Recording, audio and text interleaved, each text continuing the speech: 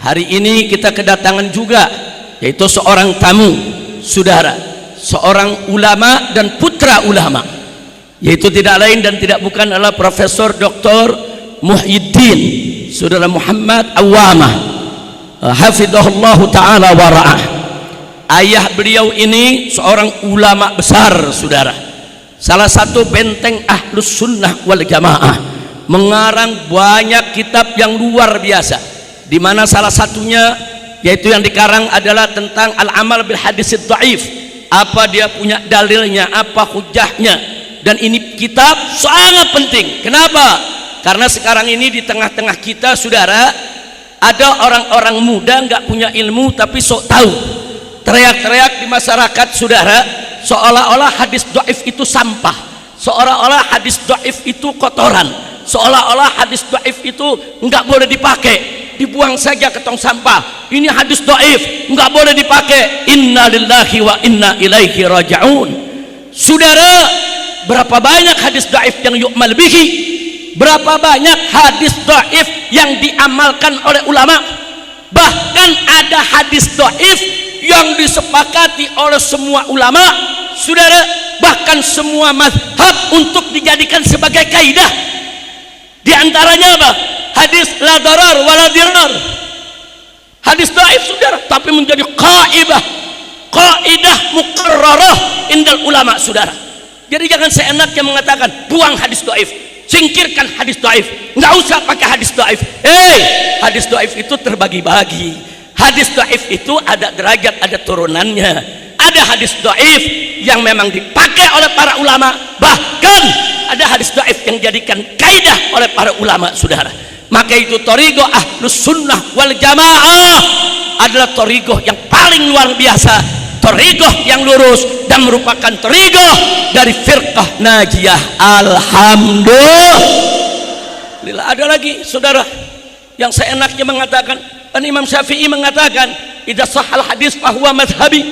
Seenaknya dia comot, ini hadis sahih jadi mazhab Syafi'i, ini hadis sahih jadi mazhab Syafi'i. Tunggu dulu, saudara, ada rumusnya, ada sistemnya, ada terminologinya. Tidak semua hadis sahih langsung diambil menjadi mazhab Syafi'i. Jadi jangan sembarangan, saudara. Ada lagi yang mengatakan apa, saudara? Ini hadis, saudara, tentang antara laki-laki dengan perempuan yang bukan mahramnya, saudara, tidak batal, saudara. Mereka bilang ini hadis sahih dalam Bukhari Muslim, berarti ini jadi mazhab Syafi'i. Berarti mazhab Syafi'i mestinya kalau kita punya wudhu menyentuh istri kita tidak batal dengan alasan ini hadis Sayyidatuna Aisyah radhiyallahu taala anha dalam Bukhari dan Muslim. Dia sok lebih tahu dari Imam Syafi'i, saudara, sok lebih pintar daripada Imam Syafi'i, saudara. Dia pikir Imam Syafi'i belum baca itu hadis, saudara. Hadis yang mana? Sayyidatuna Aisyah radhiyallahu taala anha menceritakan, ini hadis sahih Bukhari Muslim, saudara, di mana beliau ceritakan suatu ketika aku tidur, kemudian Nabi sholat malam, kakiku, saudara, gak sengaja melonjor di depan arah kiblatnya Nabi. Kemudian kalau Nabi mau sujud, dicolek itu kaki, saudara. Kakiku dicolek, aku tarik. Kata Sayyidatuna Aisyah, ini orang-orang sok pinter apa bilang, tuh lihat tuh, Nabi lagi sholat nyolek kaki Siti Aisyah, sholatnya gak batal, berarti nggak membatalkan wudhu dong kalau menyentuh istri. Ini hadis sahih Bukhari Muslim, ini harus jadi mazhab Syafi'i. Luar biasa. Jawab jangan, jawab jangan, karena yang hadir banyak kiai sama santri di sini. Buat PR lagi deh, bagaimana buat PR? Jawab apa PR? Semua minta jawab. Ada lagi satu hadis juga dari Sayyidatuna Aisyah, yang ini ada dalam Sahih Muslim, saudara, hadis sahih.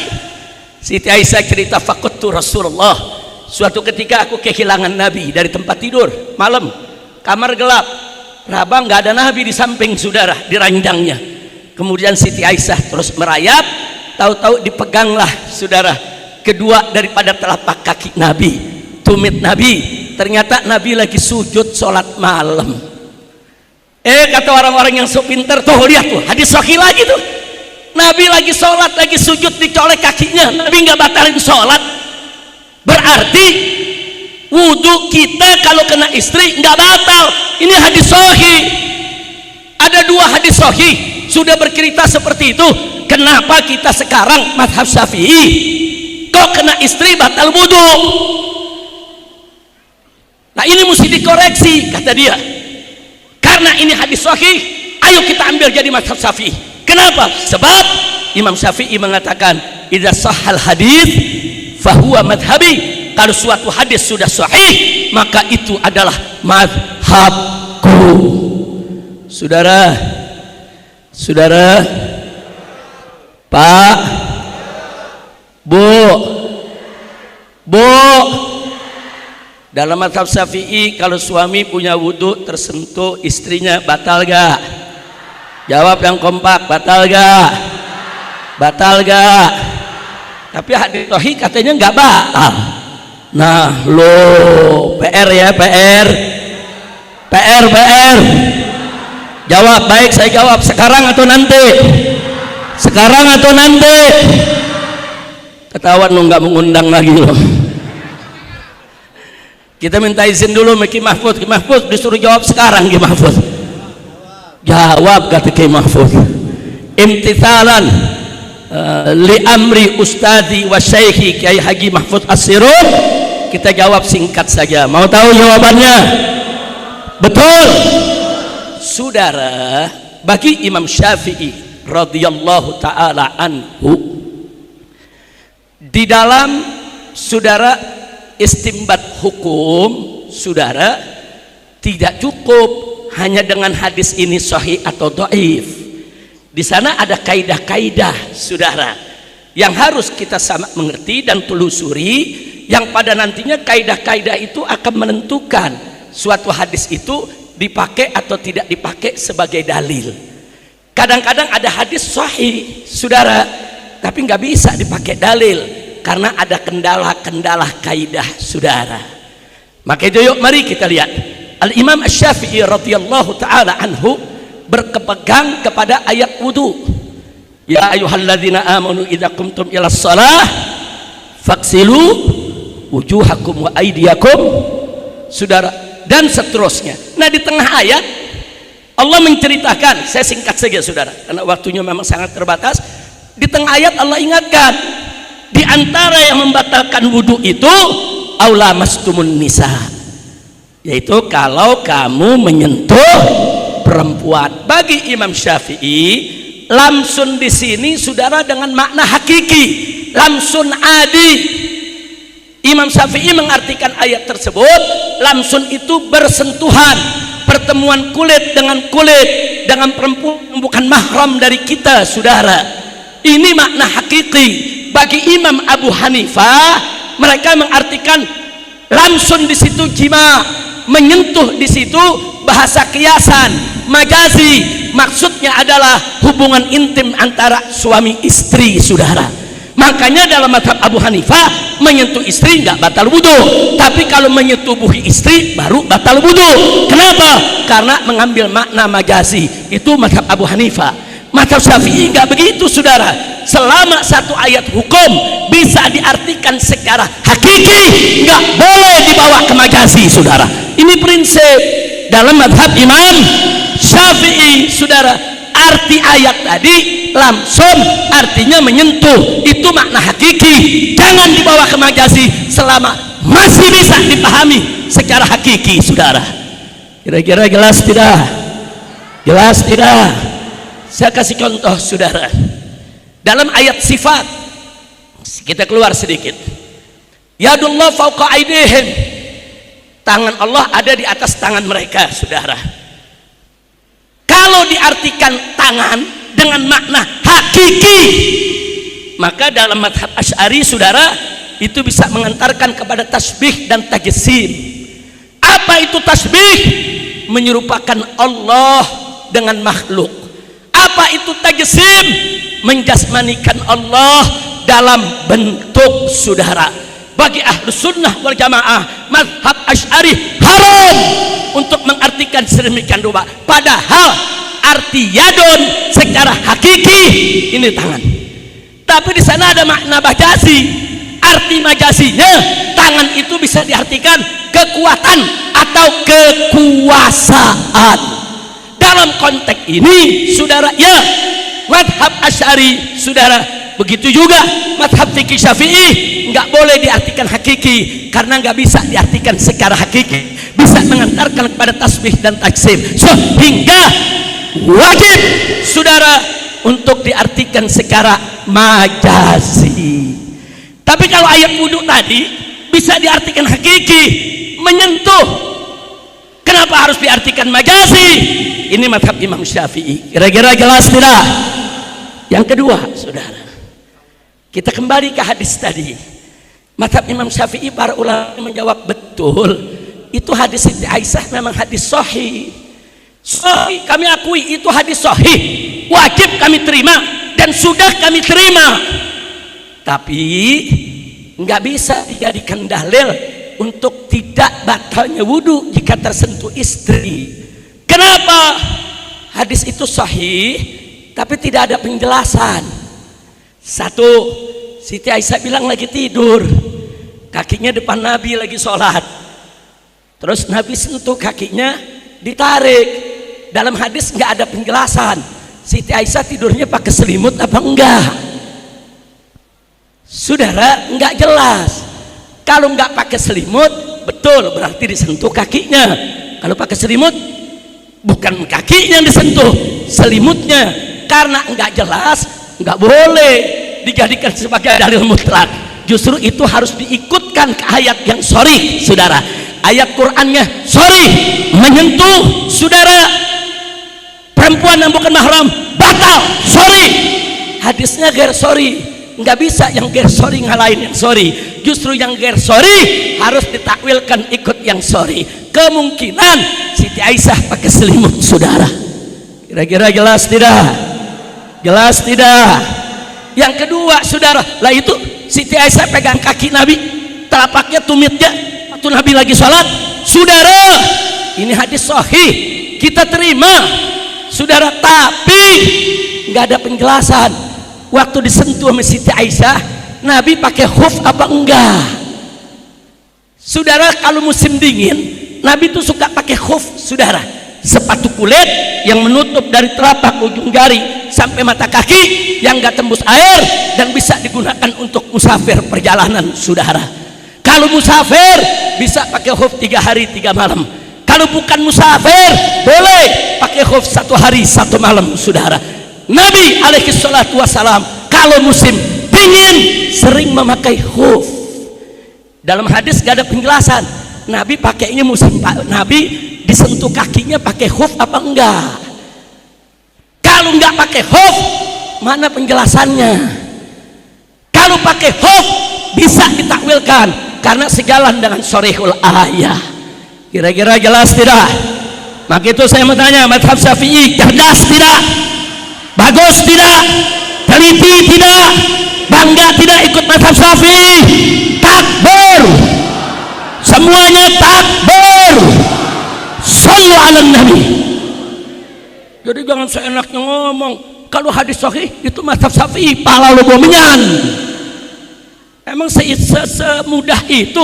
Enggak semudah itu. Betul kalam Syafi'i, idza sahhal hadis fahuwa madhhabi. Tapi ini bukan untuk orang awam saudara, ini untuk mujtahid, ini untuk orang alim yang bisa menilai, yang bisa melihat apa betul hadis sahih tersebut tidak sampai kepada Imam Syafi'i. Apa betul hadis sahih itu saudara memang belum diistimbatkan oleh Syafi'i. Apa betul hadis sahih itu bisa ditarik ke mazhab Syafi'i. Yang bisa menentukannya adalah para ulama. Betul? Betul?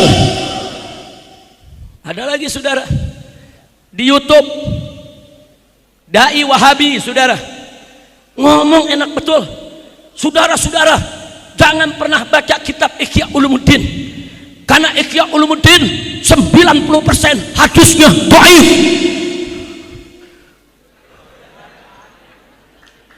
Kacau tidak?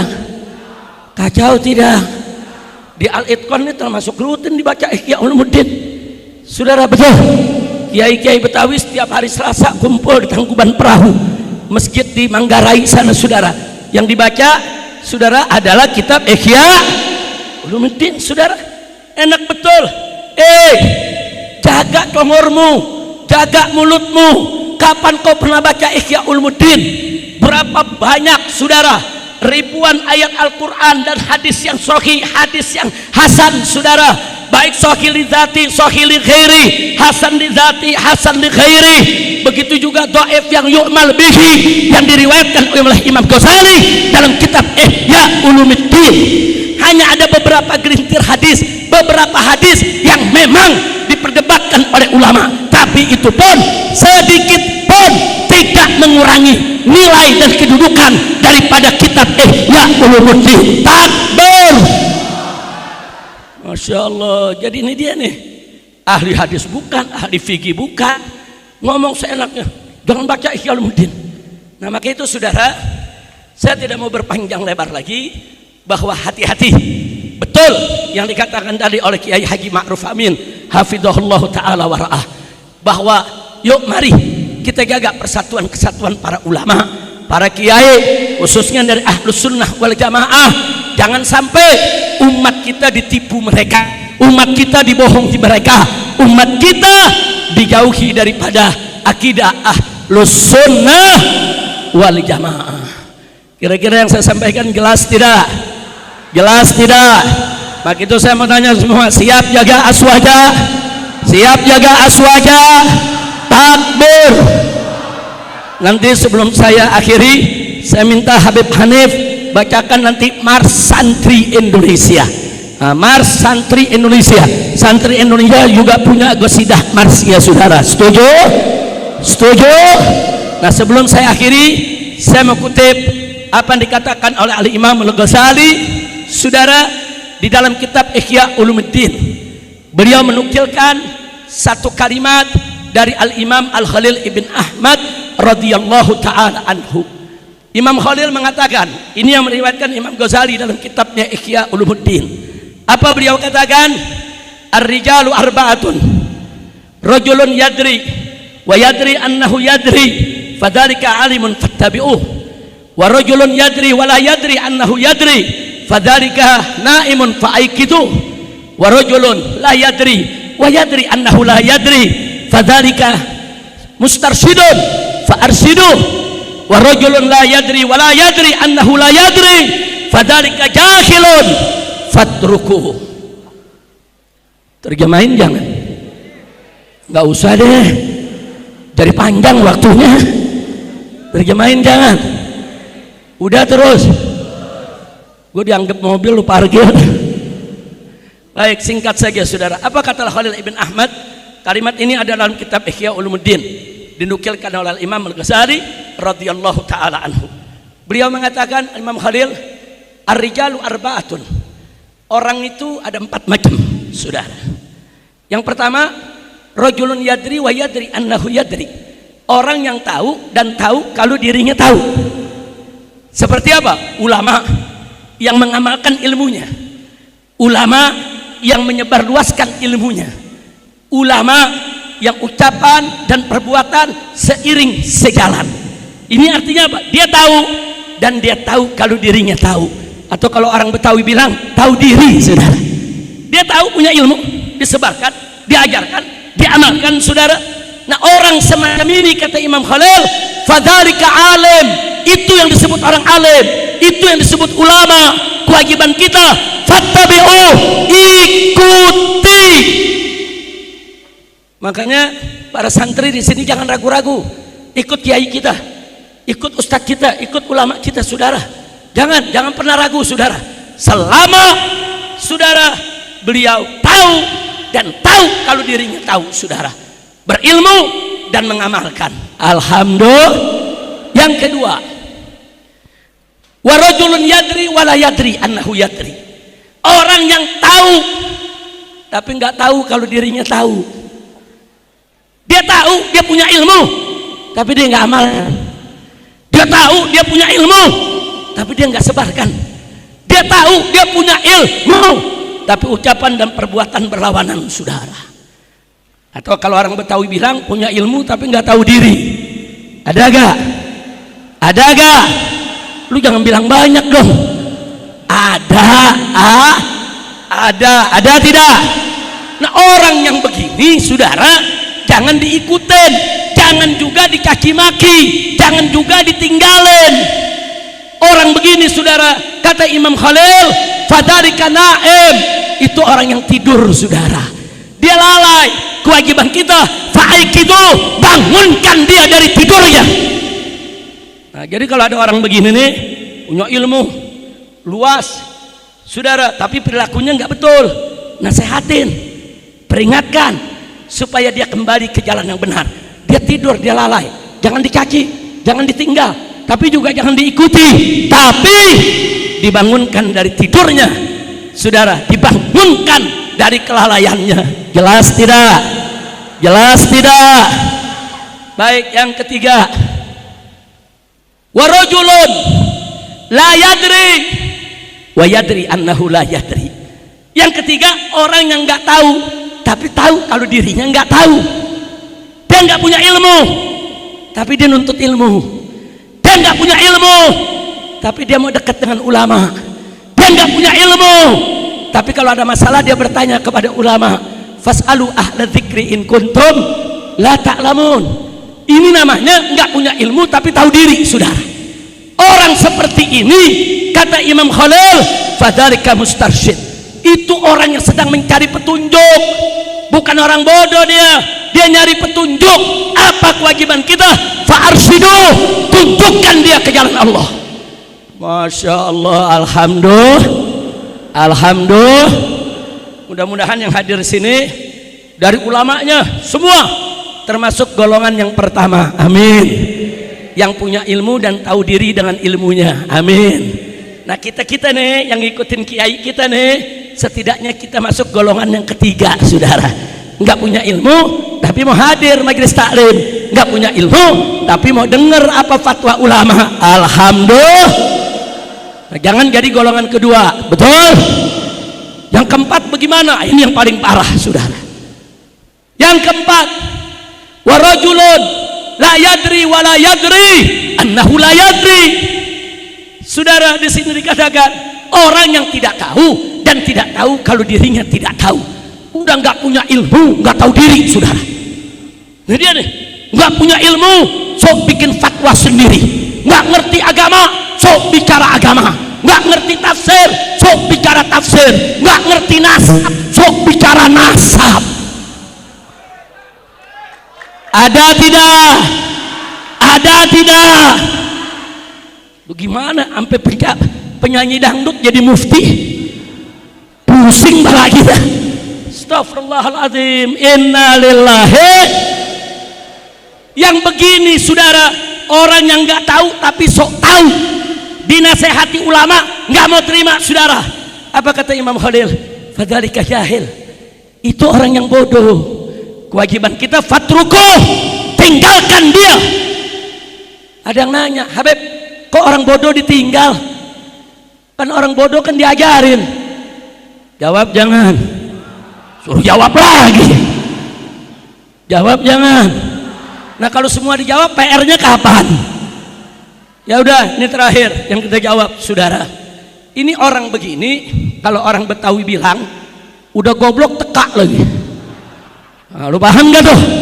Udah goblok tekak, udah goblok sok pinter, sok fatwa, sok bicara hadis tafsir, ulama didebat, ulama dikata-katain, ulama dicaci maki. Kurang ajar tidak? Kurang ajar tidak? Nah, yang begini, saudara, harus ditinggalkan. Kenapa? Kenapa kita nggak nasehatin, Habib? Bagaimana kita mau nasehatin ulama aja dimaki-maki, apalagi lu? Betul? Ulama dikaki-maki sama dia, berarti udah nggak mau dengar nasihat. Betul? Betul? Ulama dilawan sama dia, bagaimana kita mau nasehatin? Betul? Makanya maksud Al-Imam Khalil, kalau ada orang goblok teka, sama ulama nggak mau dengar, diasingin dulu, tinggal dulu, biar dia berasa. Kalau nanti dia nggak punya teman, kesono orang mabur, kemari orang lari, kesini orang nggak mau berteman, baru dia sadar kenapa semua orang lari dari aku ya? Oh, mungkin aku goblok tapi teka kali. Nah, kamu udah mulai sadar tuh. Begitu sadar, dia hadir di majelis, dia belajar, dia memulai hidup baru untuk nuntut ilmu, baru naik pangkat jadi mustarsyid, baru kita kasih petunjuk ke jalan yang benar. Betul? Betul. Nah, sekarang saya mau tanya semua yang ada di sini, saudara, semua yang ada di sini, mau masuk kelompok yang keempat? Mau masuk kelompok keempat? Sekurangnya insya Allah kita semua masuk kelompok ketiga. Amin ya rabbal alamin. Nah, baiklah ya ikhwan, setelah panjang lebar saya sampaikan saya punya ceramah tersebut, akhirnya di penutup saya mau katakan busra lakum, beruntunglah kalian semua, hei para santri al-itqan. Kenapa saudara? Li'annakum, karena antum semua tata'allamuna al-ilma min indi ahlihi, anda semua belajar ilmu dari sisi ulama yang memang ahli di bidang ilmunya. Alhamdulillah. Bukan itu saja, Syekhuna Kiai Haji Mahfuz As-Sirun sanad ilmunya muttasil saudara. Beliau dari guru beliau Kiai Muhajirin saudara, dan Kiai Muhajirin ini belajar kepada masyaikh, kepada sadah, kepada ulama-ulama di Mekah saudara, bidang fikih, bidang hadis saudara, sehingga semua sanad keilmuannya diwarisi ke murid-muridnya, termasuk kepada guru kita Kiai Haji Mahfuz As-Sirun. Jadi kalau anda belajar di sini, belajar kepada beliau, anda mendapatkan sanad yang bersambung ke salafina saleh di setiap bidang ilmu, sampai bersambung kepada Nabi kita Sayyiduna Muhammad sallallahu alaihi wasallam. Nah, karena itu saya tanya, beruntung tidak? Beruntung tidak? Nah, karena itu ibu-ibu, bapak-bapak, khususnya saudara dimanapun anda berada, Jakarta dan sekitarnya, titipkan anak kita di pondok pesantren, titipkan anak kita di pondok pesantren. Tadi Kiai Haji Ma'ruf Amin dengan luar biasa, pondok pesantren ini saudara pabrik ulama, pabrik kiai, pusat ilmu. Kita nggak dapat di sekolah-sekolah umum saudara, nggak ada. Kita mau ada berguru langsung kepada kiai, kepada ulama, adanya di pondok pesantren saudara. Yang kedua, tadi sudah disampaikan oleh kiai kita saudara, bahwa pondok pesantren ini juga menjadi tempat pensucian jiwa. Ini nggak bisa dilakukan di sekolah-sekolah umum, karena di pondok pesantren saudara, di pondok pesantren anak-anak kita dijaga, dibina, dididik selama 24 jam. Mana ada SD, SMP, SMA dibina selama 24 jam? Nggak ada saudara, adanya di pondok pesantren. Alhamdulillah.